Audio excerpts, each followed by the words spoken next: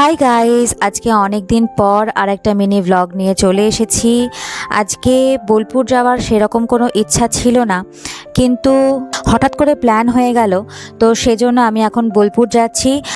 আর একটা হাসির কথা হলো, আমি বাড়ি থেকে হাওয়াই চপ্পল পরে বেরিয়েছিলাম, সেটা পরেই বোলপুর চলে গেছি, আমার মাথাতেই নেই। যাই হোক, তো আমি গিয়েছিলাম একটা নতুন রেস্টুরেন্ট, আমার কাছে নতুন রেস্টুরেন্ট, যেটা হচ্ছে মাড হাউস। তো এই রেস্টুরেন্টটার নাম আমি অনেক শুনেছি, আর মেঘনার বাড়ি যেতে আমি এই রেস্টুরেন্টটা প্রায় দেখতাম, কিন্তু আসা হয়নি। আজকে এলাম, আর রেস্টুরেন্টে ঢুকেই আমার প্রথমেই চোখে পড়ল রবীন্দ্রনাথ ঠাকুরের মূর্তি। তারপরে ছিল এক সিটিং এরিয়া, যেখানে বসে ফটো তোলে সবাই, আমি দেখেছি।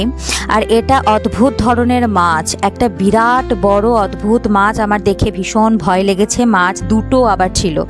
যাই হোক, আর এটা হচ্ছে একটা রুম, বাইরেই এই রুমটা, যেখানে দেওয়ালে পেইন্টিং করা ছিল।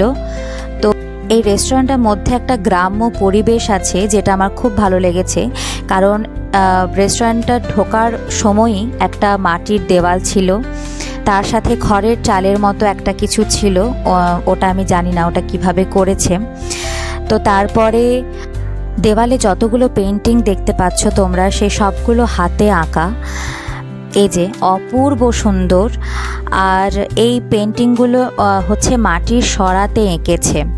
আমি জানি না এগুলো কে এঁকেছে, তবে খুব সুন্দর। আমি তো উঠে এসে পুরোটা দেখছিলাম যে কি কি আঁকা রয়েছে। তারপর একটা পিৎজা রয়েছে, যেটা আমার খুব ভালো লেগেছে। আর একটা মজার বিষয় হলো, এই গ্লাসটা এইভাবে একটা কাগজে মোড়া ছিল, এবং এই গ্লাসটাও একটা অদ্ভুত, সেটা হচ্ছে ভিতরটা পিতলের কিন্তু বাইরেরটা স্টিলের।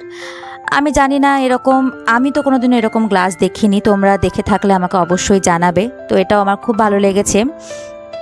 এবং তারপরে আমি অর্ডার দিয়েছি চিকেন লেগ পিস, হয়তো ছিল, আমার ঠিক এই মেনুটার নাম মনে নেই। এবং এটা ছিল বেবিকর্ন, যেটা খুব সুন্দর খেতে ছিল বেবিকর্নটা। আর চিকেনের লেগ পিসটা যেটা ছিল, সেটা খুব সুন্দর সিদ্ধ হয়েছিল, ওই জন্য এত ভালো লাগছিল খেতে। তো আমি সবাইকে রেকমেন্ড করব অবশ্যই মাড হাউসে গিয়ে বেবিকর্নটা যেন অবশ্যই ট্রাই করে।